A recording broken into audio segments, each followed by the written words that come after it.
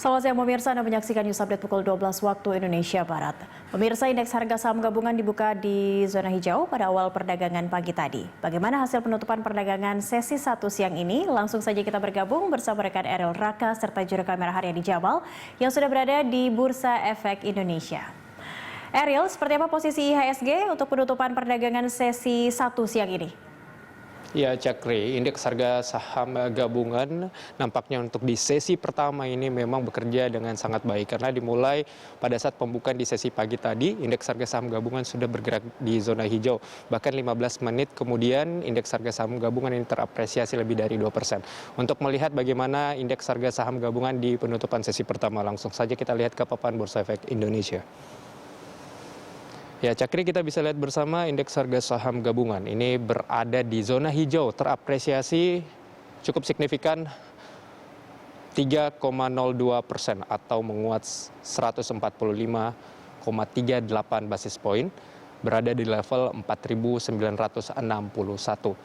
Trading volume untuk sesi pertama mencapai 5,3 miliar lembar saham dengan nilai transaksi 4,9 triliun rupiah dan trading frekuensi mencapai 434 ribu kali transaksi.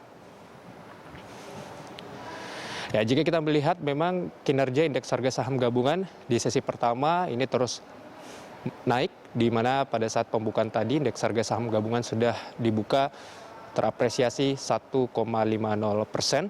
Setelah itu terus berlanjut di atas 2% dan akhirnya menutup di sesi pertama ini di atas 3%, yang berarti kan bahwa indeks harga saham gabungan ini memang berbalik arah setelah kemarin sudah ditutup terkoreksi cukup dalam, yaitu di atas 1%. Cakri.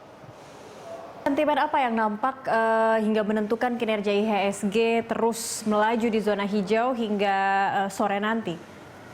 Ya, Cakri, memang pada saat pra perdagangan maupun juga sepanjang sesi pertama sebetulnya cukup banyak sentimen negatif yang akan membayangi indeks harga saham gabungan akan terdorong di zona merah, salah satunya terkait dengan kekhawatiran para investor untuk terjadinya gelombang kedua COVID-19, di mana ada beberapa kasus yang kembali ditemukan, salah satunya di Tiongkok.